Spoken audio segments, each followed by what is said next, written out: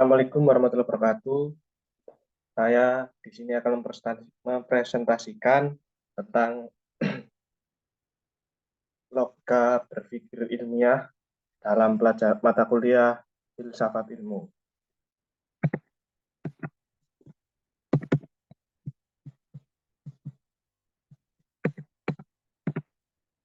Nah,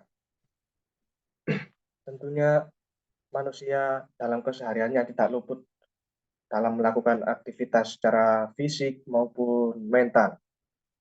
Mental ini seperti kita melakukan kegiatan secara atau membutuhkan pikiran. Nah, karena itulah yang membedakan manusia dengan makhluk ciptaan Allah lainnya. Nah, jadi berpikir alamiah dan berpikir ilmiah. Nah, berpikir adalah upaya manusia untuk menyelesaikan masalah. Secara umum, berpikir dapat dibedakan antara alamiah dan ilmiah. Jadi berpikir itu adalah salah satu upaya, bukan salah satu upaya, memang upaya manusia untuk menyelesaikan masalah itu adalah dengan berpikir. Nah, secara umum ada dua, yaitu alamiah dan ilmiah. Pertama, alamiah adalah pola penalaran yang didasarkan pada kehidupan sehari-hari yang dipengaruhi oleh lingkungan alam. Jadi berpikir alamiah ini, misalkan kita ada di suatu wilayah atau desa dan kita mengetahui apa kegiatan sehari-hari warga masyarakat sekitar dan kita berpikir alamiah itu seperti dipengaruhi oleh wilayah desa tersebut. Jadi misalkan ada suatu hal, itu menjadi hal lumrah di desa tersebut. Nah, seperti itu. Itu merupakan berpikir secara alamiah. Nah, sedangkan berpikir secara ilmiah adalah pola penalaran yang didasarkan pada cara-cara tertentu secara teratur dan cermat. Nah, berpikir secara ilmiah dengan pola-pola penalaran yang berdasarkan cara-cara tertentu ini seperti kita melakukan sebuah penelitian atau riset. Nah, kita itu memerlukan pola-pola tertentu, teori-teori tertentu secara teratur dan cermat. Jadi membutuhkan pola. Nah, itu yang disebut berpikir ilmiah. Kemudian harus disadari bahwa setiap orang memiliki kebutuhan untuk berpikir dan menggunakan akal sebanyak mungkin. Nah, orang yang tidak berpikir jauh dari kebenaran dan menjalani hidup dengan kebohongan dan kesalahan. Nah, jadi orang berpikir itu merupakan suatu kebutuhan untuk mengetahui segala hal yang ada di dunia ini. Nah, sedangkan orang yang tidak berpikir secara jauh nah, atau secara luas itu sulit untuk menemukan kebenaran dan kehidupannya itu saja atau dia itu tidak tahu bahwa dia itu sedang dipengaruhi atau dibohongi orang lain. Nah, karena dia malas berpikir, jadi dia tidak tahu kebenarannya. Kemudian logika berpikirnya, berpikir adalah tindakan menemukan pengetahuan atau kebenaran sejati. Nah, dalam pengertian lainnya, berpikir dapat diartikan sebagai sebuah proses yang dilakukan untuk menentukan langkah-langkah yang akan diambil oleh seseorang. Nah, oleh karena itu, pemikiran ilmiah merupakan suatu proses atau aktivitas manusia untuk menemukan atau memperoleh pengetahuan yang dicirikan oleh sebab akibat analisis dan tesis. Nah, jadi berpikir itu sejatinya adalah menemukan pengetahuan dan kebenaran. Nah, dalam pengertian lainnya yaitu proses. Berpikir itu adalah proses bagaimana menemukan suatu kebenaran.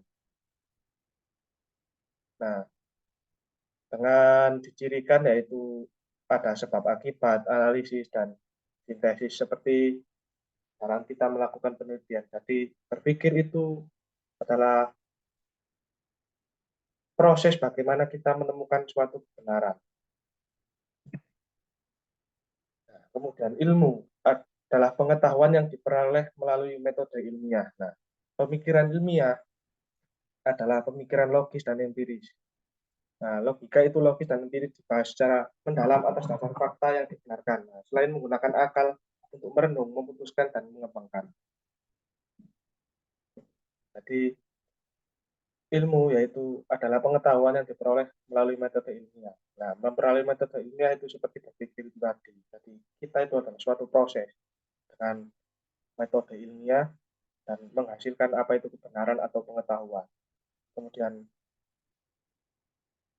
logika itu logis dan empiris, itu dibahas secara mendalam dengan fakta yang dibenarkan. Jadi harus ada faktanya untuk bisa memenuhi apakah itu benar atau tidaknya sebuah pengetahuan tersebut. Nah, sains adalah proses mencari pengetahuan melalui observasi berdasarkan teori atau generalisasi. Nah, cara berpikir ilmiah tidak dapat dipisahkan dari fakta-fakta peristiwa alam yang sebenarnya selalu dikaitkan dengan hasil penelitian eksperimental.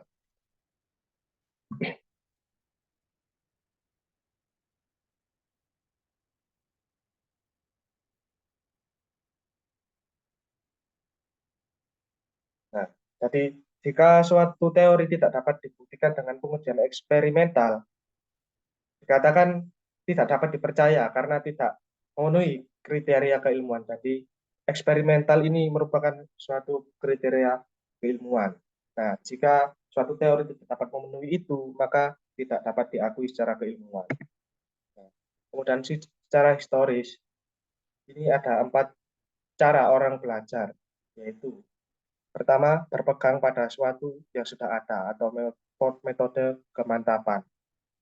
Jadi ini saya contohkan itu seperti misalkan sudah ada suatu hal dan itu diakui kebenarannya oleh banyak orang, maka itu menjadi pedoman atau acuan atau pegangan bagi orang lain. Nah, jadi kita sudah tahu hal itu benar, maka kita akan berpegang teguh pada itu.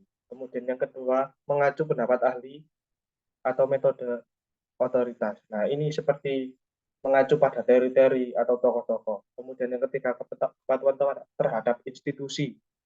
Nah, ini seperti kita hidup di suatu negara atau suatu wilayah. Nah, dan ada hukum di situ yang mengatur tentang hal yang dibenarkan.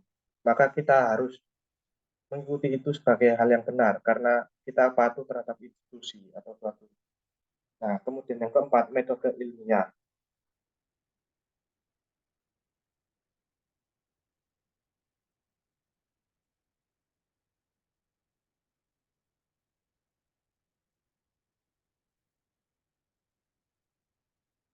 Nah, dari keempat ini, yang paling menonjol atau yang paling bagus menurut saya itu adalah metode ilmiah. Karena apa? Yang ketiga itu hanya itu saja lah. Sedangkan metode ilmiah ini kita belajar itu meneliti sesuatu dengan metode-metode yang ada dalam penelitian dan mendapatkan kebenarannya. Nah, itu kita akan mengalami yang namanya proses. Jadi kita tahu apa itu teori-teori, kita tahu bagaimana hasilnya, dan metode ilmiah ini yang saat ini sedang banyak digunakan. Kemudian metode berpikir ilmiah dapat diimplementasikan melalui penerapan deduktif dan induktif. Deduktif sendiri yaitu pola atau cara berpikir yang menyimpang dari asumsi pernyataan umum dan mengarah pada kesimpulan yang memiliki makna yang rinci. Nah, dapat diartikan setelah bantu logika karena memperdalam dasar keselarasan berpikir dengan hukum atau pola titik acuan tertentu. Nah, jadi deduktif ini itu jadi ada suatu hal. Nah, kita itu harus menarik dua kesimpulan. Nah, dua pernyataan. Nah, dua pernyataan itu nanti kita tarik menjadi kesimpulan. Nah, kemudian penalaran induktif adalah cara berpikir yang digunakan untuk menarik kesimpulan dari mengamati hal-hal tertentu menjadi fenomena umum atau universal. Nah, kita kalau induktif itu kita mengamati suatu hal-hal tertentu dan menjadikannya itu umum atau universal. Nah, alat berpikir ilmiah adalah metode ilmiah untuk menjalankan fungsi dengan benar. Oleh karena itu, fungsi metode berpikir ilmiah adalah membantu proses teori lain. Cara berpikir ilmiah juga bergantung pada proses logika deduktif dan induktif desain yang merupakan gabungan logika dan deduktif dan induktif. Nah, gunakan logika ilmiah ini untuk menyimpulkan dan meringkas makna dari proses tersebut. Logika ilmiah merupakan alat berpikir ilmiah terpenting. Nah, logika adalah cara berpikir sistem efektif dan dapat dipertahankan. Oleh karena itu, berpikir logis adalah berpikir menurut aturan berpikir, karena setengah tidak lebih dari satu. Terima kasih.